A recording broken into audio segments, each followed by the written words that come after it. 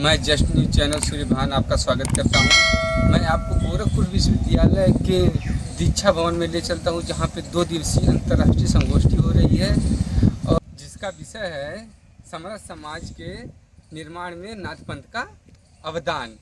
Okay, तो चलते हैं। चला चला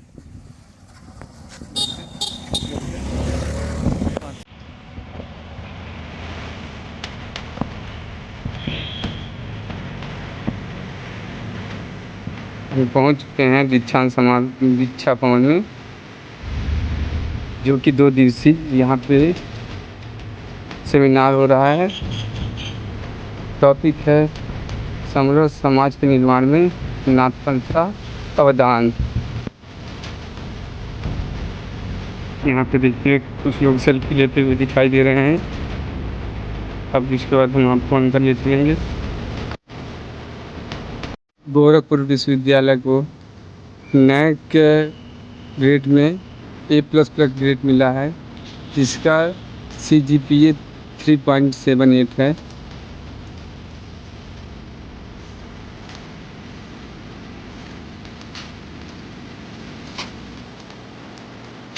कुछ लोग अंदर की तरफ जाते हुए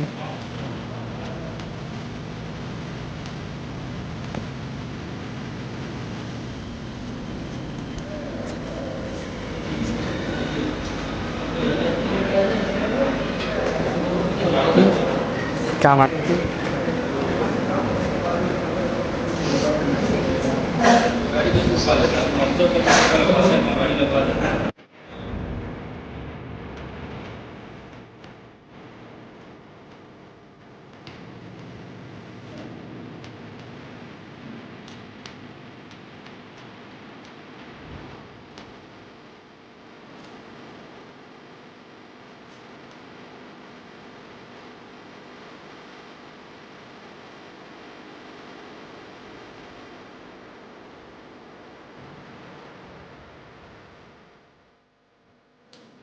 हमारे बीच में पदमश्री तिवारी जी, बहुत बहुत धन्यवाद। आप हमारे बीच में आए और परिवार में फिर से आए। संजीत जी हमारे अपने ही हैं, तो बहुत धन्यवाद। और उनका कन्वोकेशन है 26 को, तो हम समझ सकते हैं उनकी व्यवस्था कितनी ज़्यादा है और कितना मेंटली बिजी भी होंगे, हम ये भी समझ सकते हैं। उसके बाद भी अपने परिवार के बीच में समय निकालते हैं, तो बहुत बहुत धन्यवाद आपका। रंजन जी तो हमारे अपने, तो बहुत धन्यवाद हमारे बीच में आने के लिए। बाकी राव साहब, अनुभूति जी और जो हमारे अपने अध्यापक बैठे हुए हैं, ज़्यादा धन्यवाद तो मैं देना चाहूँगी जो हमारे जो वक्ता थे हमारे, जिन्होंने पार्टिसिपेट करा और देश के विभिन्न भागों से आए और जो प्रतिभागी थे हमारे बीच में, जिनकी वजह से ये आयोजन सफल हो पाया। आप सबका फिर से एक बार स्वागत विश्वविद्यालय की ओर से, और पुनर्आमंत्रित करेंगे आपको। हम लोग चाहेंगे कि फिर से ऐसा कुछ और थीम पे हम लोग कराएं और आप लोग फिर हमारे बीच में आएँ। और सबसे ज़्यादा जो बधाई देना चाहती हूँ जो इसके आयोजक हैं, जिन्होंने बहुत कड़ी मेहनत करी है। देखिए, जब एक सेमिनार या सिम्पोजियम आयोजन होता है, उसको शेप में लाने के लिए उसके टॉपिक चूज करने से लेके उसके आयोजन में बहुत सी चीज़ें पीछे बैकग्राउंड में होती हैं। उसके लिए मैं बधाई देना चाहूँगी हमारे अमित उपाध्याय जी, सूर्यकांत जी, कुशल नाथ जी और उनकी पूरी टीम को बहुत बहुत बधाई और धन्यवाद। लोगों ने सबने मिलके, और बहुत यंग टीम है और उसने इतना बड़ा सफल आयोजन करा। और हमारे बीच में हमारे कल माननीय मुख्यमंत्री योगी आदित्यनाथ जी थे, जिन्होंने इसका उद्घाटन करा। इतने बिजी शेड्यूल के बाद भी इतना समय देके उन्होंने यहाँ हमारे बीच में आए और उनका उद्बोधन तो अद्भुत था। जो नाथ पंथ पे उन्होंने समरसता की बात करी और जितनी बातें करी, कल मैंने तो उनको एज ए स्कॉलर देखा। एक मुख्यमंत्री की भूमिका अलग होती है, एक नाथ पंथ के स्कॉलर के रूप में जो उन्होंने यहाँ हम लोगों को दिया, जो एड्रेस दिया है, वो तो बिल्कुल I would say it was magical और बहुत बढ़िया, बहुत सुंदर। तो उनको भी बहुत बहुत धन्यवाद देना चाहेंगे इस आयोजन के लिए। हिंदुस्तान एकेडमी हमारे साथ जुड़ी और बहुत सपोर्ट करा। आपका बहुत बहुत धन्यवाद इसके लिए, इस आयोजन को सफल बनाने के लिए बहुत बहुत धन्यवाद। देखिए, जैसा कि आपका टॉपिक है सामाजिक समरसता, तो नाथ पंथ के योगदान की तो आप 2 दिन से चर्चा कर रहे हैं। और नाथ पंथ तो जो निकल के आता है केवल एक धार्मिक संगठन नहीं है, उसने कई सामाजिक क्रांतियों पे भी बहुत कार्य करा है।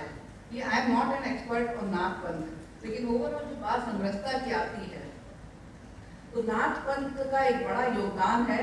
वो एक रोल मॉडल है जो हम सभी को फॉलो करना चाहिए, क्योंकि सामाजिक समरसता केवल एक पर्टिकुलर संगठन के करने का काम ना होके जितनी जिम्मेदारी उसके लिए आपकी है और हमारी है और हम सब की है, एज ए यूनिवर्सिटी हमारी जिम्मेदारी और ज़्यादा बढ़ जाती है कि उस समरसता का भाव हम अपने छात्रों में भी उत्पन्न करें, जिससे कि वो एक जिम्मेदार नागरिक की भूमिका समाज में निभा पाएं और ऊंच नीच, जाति, धर्म और इस तरह के जो भेदभाव हैं उससे ऊपर रख के सोच सकें। तभी सामाजिक एकता और अखंडता की रक्षा देश में हो पाएगी और तभी हम जो विकसित भारत की परिकल्पना कर रहे हैं, आज आज़ादी के हम 2047 में 100 साल पूरे करने जा रहे हैं। तो मेरा मानना है कि समरसता एक बहुत अहम मुद्दा होना चाहिए। एक ऐसा समाज, विकसित समाज तो तभी हम कह सकते हैं विकसित भारत, जिसमें सब लोग एक समान होंगे, कोई ऊंच नीच नहीं होगी, कोई जात धर्म के आधार पर भेदभाव नहीं होगा। और इस भेदभाव के लिए सबसे पहले ये भेदभाव हमको अपने मन से हटाना होगा और अपने विद्यार्थियों को प्रेरित करना होगा, तैयार करना होगा कि वो धर्म, जाति या वर्ग और इन चीज़ों से या ऊंच नीच से ऊपर उठ के सोच पाएं। उसके लिए हमको तैयार करने के लिए जो एजुकेशनल इंस्टीट्यूशंस हैं, चाहे वो स्कूल हो या यूनिवर्सिटीज़ हैं, उनकी एक बड़ी जिम्मेदारी है। वे हम लोग के साथ 2.5 लाख बच्चा यूनिवर्सिटी का और कॉलेजेस का जुड़ा होता है, उनके परिवार जुड़े होते हैं। हम ऐसे अगर उन बच्चों के को कुछ ऐसा मैसेज दे पाएँ, ऐसा तैयार कर पाएँ कि वो इससे ऊपर उठ पाएँ। और आपने कहा कि मन को और आत्मा को केंद्रित करना, देखिए मेरा मानना है कि दुनिया का सबसे कठिन कार्य है। कहना तो बहुत आसान है कि आपका मन का नियंत्रण और आध्यात्म और उस पर नियंत्रण और आत्मा पे, शरीर पे, लेकिन सबसे कठिन कार्य है अपनी इंद्रियों पे अपना नियंत्रण रखना। और जब हम ये कर पाएंगे तो शायद हम बहुत कुछ और, न केवल समरसता बल्कि उसके आगे समाज के लिए बहुत कुछ और कर पाएंगे और सामाजिक एकता, अखंडता की भी रक्षा करने में हम लोग एक अच्छी अहम भूमिका शिक्षण संस्थान निभा पाएंगे। और जो चर्चा आपकी हुई 2 दिन तक, मेरा मानना है कि वो चर्चा केवल 2 दिन के बाद बंद ना हो और सभी लोग अपने इन चीज़ों को, अपने जो नाथ पंथ के सिद्धांत हैं या समरसता का जो उन्होंने हमको मॉडल दिया है, हम लोग भी उसको अपने जीवन में उतारने का प्रयास करें और उसको न केवल प्रयास करें बल्कि उसको और लोगों तक पहुंचाने का ये भी प्रयास करें। तभी हम इस आयोजन को सफल मानेंगे। उसके बाद और उसके बाद फिर से बहुत बहुत धन्यवाद आपके बीच, हमारे बीच में आए। और जो कुछ कमियां भी नहीं होंगी, जब एक आयोजन बड़ा होता है तो कुछ कमियां भी होती हैं, तो उसके लिए विश्वविद्यालय की ओर से बहुत क्षमा भी चाहती हूँ आप लोगों से। और सर आप सबसे हमारे बीच में फिर से बहुत बहुत धन्यवाद। Thank you. के भिन्न भिन्न रूपों में, परम तत्व के भिन्न भिन्न रूपों में जो अंतर्निहित एकता है, पंथ के सिद्ध संत जिनका साहित्य नाथ पंथ के अध्ययन का आधार है, गुरु गोरक्षनाथ, उन्होंने इस तत्व को पहचाना। इसलिए उन्होंने ईश्वर के स्वरूप का ही निषेध किया और कहा कि बसती न शून्यम, शून्यम न बसती, अगम अगोचर। माने जो अपढ़ है उनकी तुलना में पढ़ने वाले श्रेष्ठ हैं, और जो पढ़ लेते हैं उनकी तुलना में जो समझने वाले होते हैं वो समझने वाले, पढ़ने वाले से श्रेष्ठ हैं। खाली पढ़ने वाला, खाली बांचने वाला, खाली प्रवचन करने वाला, उसकी तुलना में जो उसे समझ लेता है वह श्रेष्ठ है। और आज ही जो हमारा राजनीतिक भारत है वह भारत नहीं, जिस अखंड भारत की कल्पना, जिस अखंड भारत का हम सपना देखते हैं, अब विदेश नीति के कारण हम नहीं कर सकते हैं, तो अफगानिस्तान भी हमारा है और बर्मा भी हमारा है और लंका भी हमारा है, हम कहेंगे तो ये विदेश नीति के खिलाफ होगा। लेकिन यह जो अखंड भारत है, नाथ पंथ गोरखनाथ जी के नेतृत्व में चलने वाला भारत को अखंड भारत को प्रभावित करने वाला पहला आंदोलन है। उसके पहले अखिल भारतीय व्याप्त का कोई दूसरा ये क्यों हुआ? क्यों बर्मा में भी नागपंथ के लोग, श्रीलंका में नागपंथ के लोग, उड़ीसा में नागपंथ के लोग, अफगानिस्तान में नागपंथ? क्योंकि जैसा राजवन जी कह रहे थे कि उस समय की मनुष्य की चेतना को उस दर्शन ने प्रभावित किया। उस दर्शन के मूल में केवल शास्त्र नहीं था, उस दर्शन के मूल में व्यावहारिकता थी, सहजता थी। गोरखनाथ जी की कविता में आता है, वो जो शिष्य है वो गुरु से प्रश्न करता है, स्वामी अनखंड जाऊं तो खुदा भी पे नगरी जाऊं तो माया। ये जो द्वंद्व है, इस द्वंद्व से उबर कर सहज होने की जो साधना है, मन की जो साधना है, अपने को साधारण बनाने की जो साधना है, यह साधना समाज में समरसता का निर्माण करती है। आज अहंकार के कारण समरसता बाधित होती है। हमारा भगवान, आदमी की कुछ ऐसी फितरत होती है मित्रों कि अपने को बांटने के पहले वह अपने उपास्य को बांटता है। वह अपने को बांटना चाहता है तो अपने भगवान को लगा लेता है कि ये हमारे भगवान है, ये तुम्हारे भगवान। नाथपंथ ने इस हमारे और तुम्हारे भगवान के रूप का जो भेद था, इस रूप के भेद को समाप्त करने के द्वैताद्वैत विलक्षण समतत्व की कल्पना की, जो योगियों के हृदय में बसता है, जो कहीं और नहीं बसता है, जो साधकों के हृदय में बसता है, जिसके बारे में द्विवेदी जी कहते हैं, द्विवेदी जी माने आचार्य हजारी प्रसाद द्विवेदी, कि देवता न बड़ा होता है न छोटा, वह न शक्त होता है न अशक्त, वह उतना ही बड़ा और वैसा ही होता है जैसा उपासक का हृदय होता है। इसलिए सबसे महत्वपूर्ण है उपासक के हृदय को बदलना, और उपासक के हृदय को बदलना यह सहज साधना का लक्ष्य है।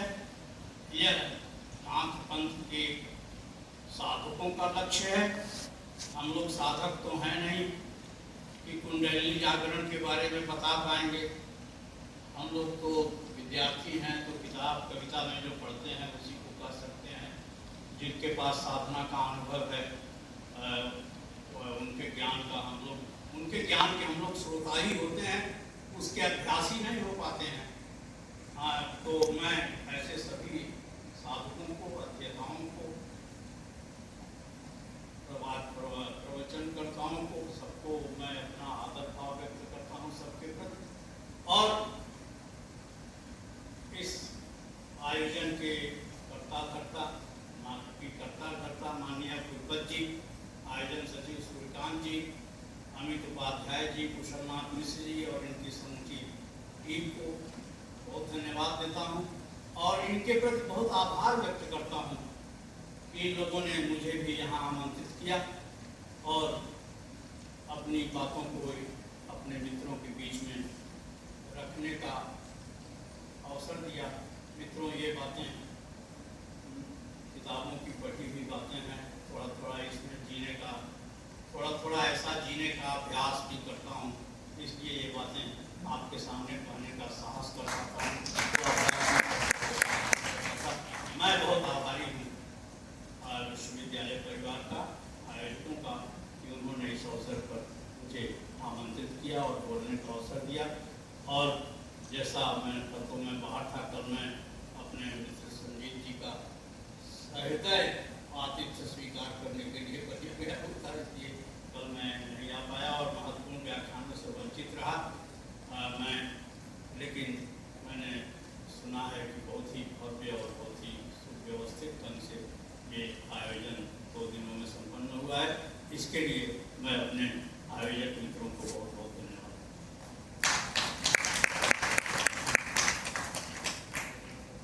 सादर आभार सर, सादर प्रणाम। मैं आज के विशिष्ट अतिथि के रूप में उपस्थित जननायक चंद्रशेखर विश्वविद्यालय बलिया के माननीय कुलपति प्रोफेसर संजीव कुमार गुप्त सर से बहुत ही आदर के साथ अनुरोध करता हूं कि आप अपने उद्बोधन से हम सभी को लाभान्वित करने की कृपा करें। आदरणीय सर।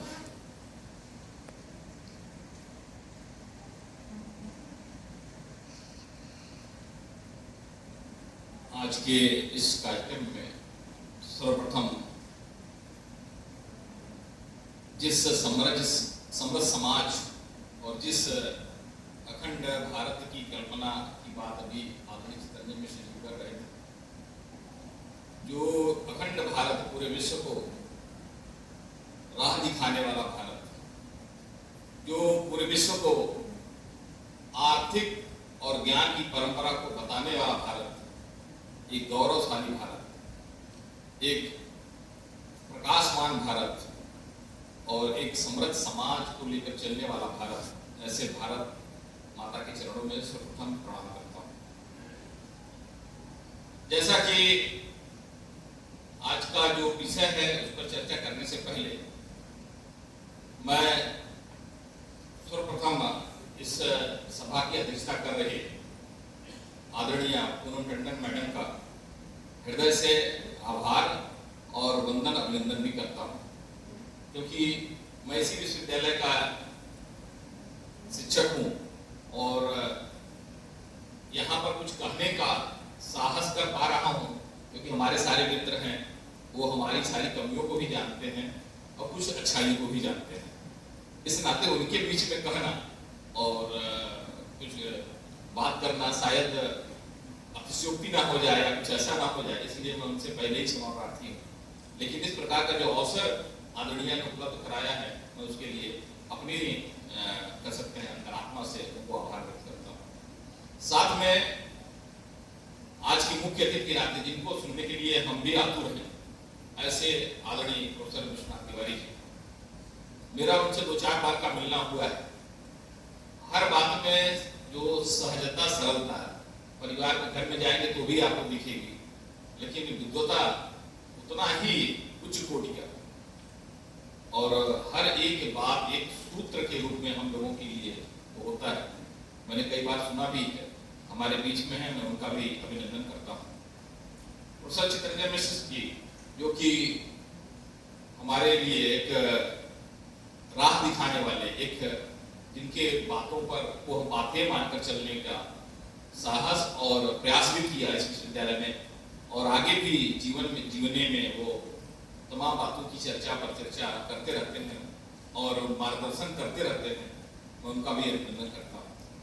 साथ में प्रोफेसर अनुभूति दुबे जी, अधिष्ठाता छात्र कल्याण है, वो बड़े मनोवैज्ञानिक हैं, तो समझ रहे हैं आप, ये सारा कुछ चर्चा वास्तव में मनोविज्ञान की, मन की ही स्थिति से और मन को ही नियंत्रित करना, मन को ही सिद्धि तक ले जाना और उसका एक कुंडली जागरण के रूप में देखिए, चाहे जिस भी रूप में देखिए, जो भी हम देख रहे हैं वो कैसा देख रहे हैं, ये मन से ही होता है। ऐसे मनोवैज्ञानिक रूप में हमारे बीच में है, मैं उनका भी अभिनंदन करते हुए प्रोफेसर राजवंत राव जी बड़े भाई की तरह हैं और कहते हैं कि दबा के बोलते हैं, जरूरत पड़ने पर कोई भी गलत बात रहती है तुरंत वहीं सबके सामने और कुछ भी पीछे नहीं रखना, बड़ी स्पष्टता के साथ और विषय को बड़े गहराई से कहते हैं, जैसे कहते हैं ना कि वो जिसे दबा के एकदम अंदर तक आपको ले जाने का। अभी आपने सुना भी होगा किस प्रकार से उन्होंने जो संत परंपरा की और हर समयों में होने वाली जो तमाम प्रकार की क्रांतियां हैं, आंदोलन हैं या पंथ हैं, उन पंथों का उस समय के कारण से समस्या समस्याओं से, उस समय के कारणों से उसका जो प्रभाव था या उस कारण से उत्पन्न हुआ था, उसको भी उन्होंने रेखांकित किया। विचार अगर करेंगे तो बहुत बड़ी बात होता है। मैं उनका भी अभिनंदन करते हुए जिन्होंने आयोजन किया है, ऐसे हमारे सभी छोटे भाई और हमारे मित्र, सबको मैं सबका अभिनंदन करता हूं और विश्वविद्यालय परिवार के सारे सदस्यों का मैं अपनी तरफ से और अपने विश्वविद्यालय की तरफ से भी उनका अभिनंदन करता हूं। बात रही समृद्ध समाज की और उसमें नात पंथ का अवदान। अभी ये समृद्ध समाज बनता कैसे?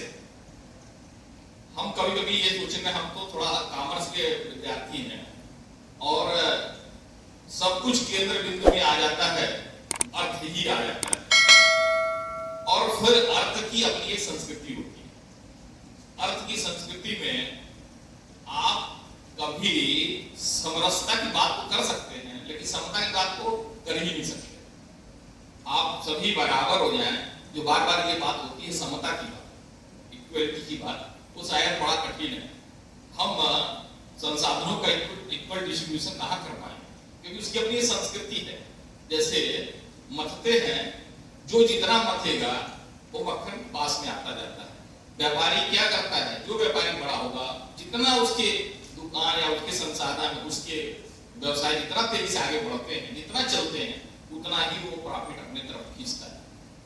तो ये उसकी अपनी संस्कृति। लेकिन इस अर्थनीति को बनाते समय, इस अर्थनीति की चर्चा करते समय हमारा मानक क्या होगा, हमारी मनोदशा क्या होगी, हम कहां ले जाना चाहते हैं समाज को?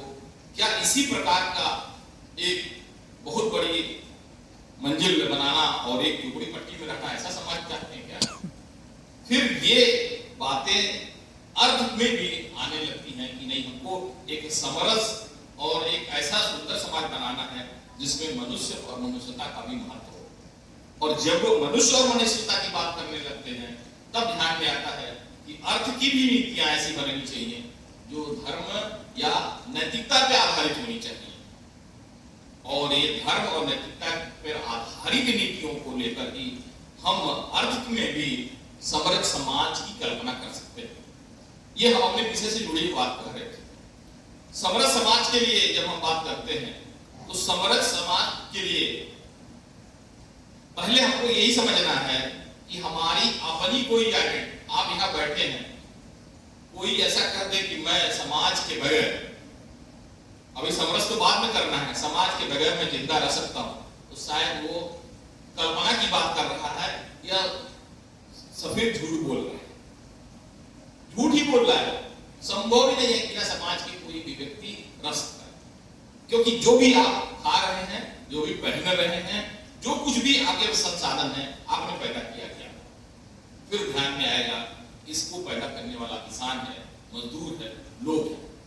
फिर उस लोगों का प्रतिष्ठा, उन लोगों की प्रतिष्ठा का भाव हमारे मन में है क्या? ये मूल प्रश्न है। अगर हमारे मन में उनके प्रतिष्ठा का भाव नहीं है, फिर हम एक समरस समाज की कल्पना कर ही नहीं सकते। इसलिए हमारे अंदर सबसे ज्यादा जरूरी है कि जिनके कारण से मेरा जीवन है, हम कुछ नहीं लेकर पैदा हुए थे, हमने अपने पुरुषार्थ से अपने पास संसाधनों को खींचा है और फिर वो संसाधन समाज में रहने वाले भी। निश्चित रूप से जब ये हम पुरुषार्थ करते हैं, तो क्या हम उस समाज के प्रति कृतज्ञता का भाव रखते हैं या नहीं रखते हैं? ये मूल प्रश्न। अगर कृतज्ञता का भाव नहीं रखते हैं, तो आप मान के चलिए कि अभी चैतन्य मिश्र जी कह रहे थे, वही अहंकार, वही बेईमानी, वही लालच, वही ईर्षा और उसका एक लंबी श्रृंखला है। इसलिए हमको सबसे पहले समरस समाज के लिए समाज की कृतज्ञता का भाव रखना पड़ेगा। दूसरी बात, परस्पर अनुकूलता और परस्पर आश्रितता का भाव होना चाहिए। आप सोचिए, और मैडम तो फिजिक्स की हैं और साइंस के भी लोग हैं, मैं तो थोड़ा साइंटिफिकली सोचिए, हम पूरे समाज की छोड़ दीजिए बात करना, हम आपके शरीर की बात करते हैं, एक वृक्ष की बात करते हैं, एक यूनिट की बात करते हैं, पूरे समाज में वही बात चाहिए, वो हम एक यूनिट की बात करते हैं, हम अपने शरीर की बात करते हैं। इसमें समरसता कैसे है? सब अलग अलग है, लीवर है, हार्ट है, किडनी है और तमाम शरीर के अंग हैं, लेकिन हर अंग अगर ये करने लगे कि मेरी महत्ता ज्यादा है, आप ही बता सकते हैं क्या कोई इसमें से कि नहीं सबसे महत्वपूर्ण शरीर में क्या है? कोई कहेगा मस्तिष्क है, कोई का हार्ट है, कोई कहेगा लीवर है, कोई कहेगा किडनी है, और जिसको कहते हैं कि ये नहीं है वो जरा हम आपसे मांग लें, देखिए कितना दिन लगते हैं। इसका मतलब ये हुआ जिसको आप छोटा, तुच्छ या कमजोर समझते हैं, इवन सबसे छोटी इकाई सेल है, उसको भी अगर आपने महत्व नहीं दिया तो आप ये मान के चलिए कि आपका इतना बड़ा शरीर जिसमें करोड़ों सेल हैं, उस एक सेल के कारण से भी आपका पूरा शरीर समाप्त हो सकता है। ऐसे समाज की कल्पना करना कि हमारे लिए वो भी जो अंतिम पायदान पर है, जो हाशिए से बाहर है, वो भी उतना ही महत्वपूर्ण है जितना हमारा लीवर है और किडनी। ऐसी संकल्पना लेकर जब अगर आप चलेंगे तब हमको लगता है कि एक समरस समाज बनेगा।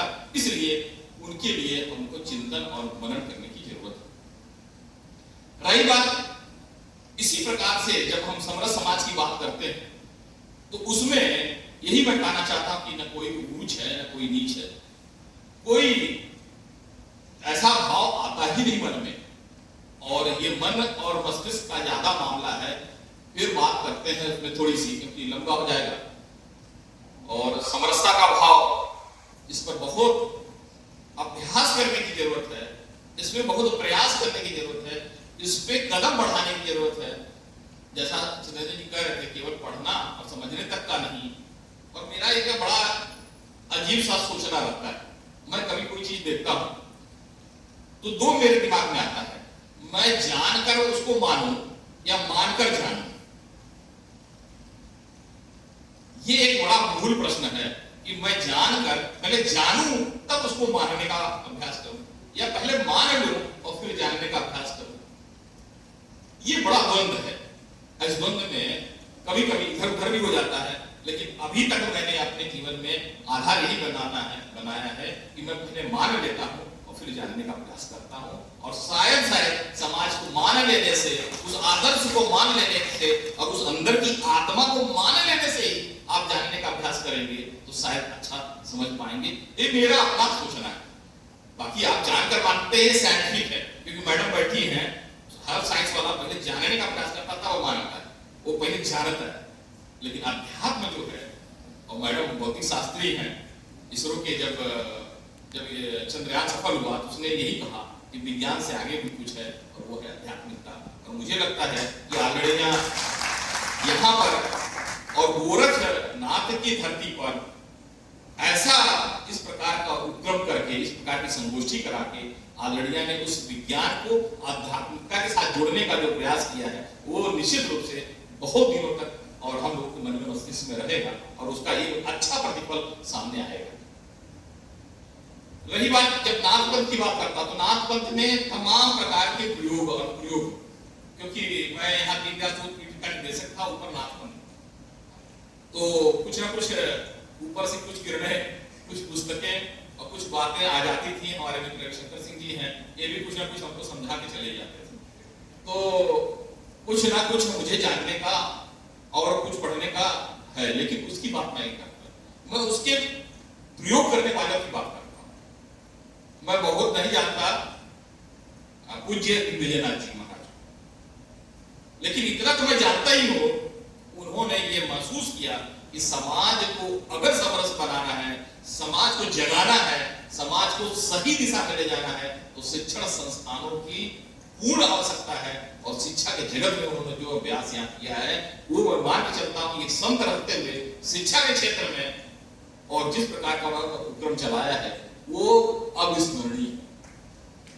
निश्चित रूप से उस संत से मैं ये समझ सकता हूँ कि नाथ पंथ को मानने वाला एक ऐसा संत जिसको ये